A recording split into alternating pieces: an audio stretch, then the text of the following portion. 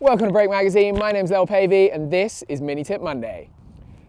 I'm excited about this week's mini tip because today we're going to learn brake skids. Now, brake skids are probably number 2 best thing you can learn to do on a motorcycle. They are awesome. As well as having some good practical uses, they're just incredibly fun. I do skids everywhere. I like skids. That made me sound simple. The art to learning to do a brake skid turn is to learn to do a skid in a straight line and come to a complete stop. That skill of being able to control the brake and your balance independently and be really consistent with your skids is really important when you start trying to make the bike turn. And the biggest mistake people make when they're trying to do a brake skid turn is that they never hold the brake on long enough to commit to the turn. And learning to carry that back brake skid all the way to a stop helps you learn that skill. Learning to do that skid in a straight line is the most important part of learning to do a brake skid turn. To do a skid in a straight line is really pretty basic. We're going to approach the area we want to skid in at about 15 to 20 miles an hour, and you're going to pull the clutch in and stand on the back brake as hard as you can. And when you apply the brake and you start to slow down, your body position needs to change a little bit from a standard riding position.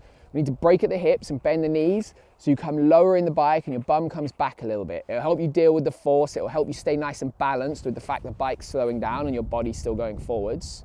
And then the last part of this is that you really want to learn to carry that skid until the bike's completely stopped and you can put your foot down.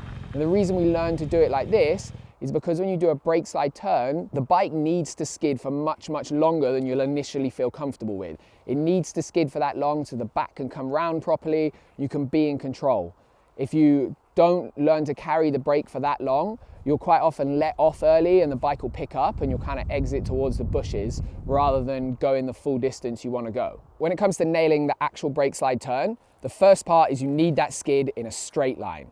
So when you approach the part where you want to turn, say a corner or a junction, you lock the rear wheel going in a straight line and you let the bike slow down. You don't want to initiate a brake slide turn when the bike is going quickly because it's really difficult to control. So you skid in the straight line and you let some of the speed come down before you initiate the turn. It makes the whole process much more controllable, it makes the whole process much more easy to achieve the direction you want to achieve and to get the bike to come round. What you'll find is if you initiate really early when you're still going quite fast, it feels like it's really hard to control, it feels like it wants to low side, you'll typically end up letting off the back brake and the bike will sit up and it'll all be a little bit cumbersome. The second part of doing a good brake slide turn is about using your body to get the bike to lean over and using your head to look where you want to go. So as you approach the corner, if I'm going around a left-hand corner, I'll skid in a straight line. And then at the point I want to initiate the turn, I'll move my head to the left and I'll transfer all my body weight and drop my shoulder to force weight through the left foot peg. So what you're trying to do is basically get the bike to lean left, and that getting it to lean left is what makes the back wheel brake around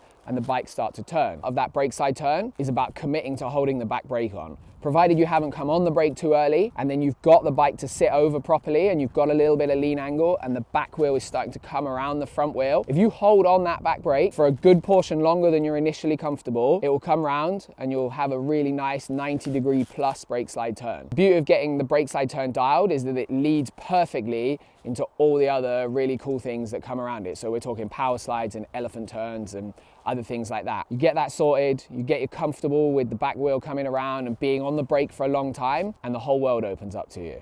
I hope you've enjoyed this Mini Tip Monday. It's been really fun making it. We love doing skids. We love helping you learn to do skids. If you've enjoyed this video, hit that like button, throw a comment down below, and tune in next Monday for another mini tip. We've got some really cool content coming out over the next few months. And remember guys, life's better when you're riding. Is it on my face? It's on your face, mate. Oh, nice. Okay, what are we saying? Welcome to Brake Magazine. Oh.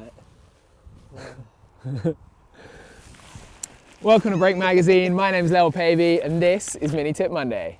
All right, we good? Let's do it again. All right.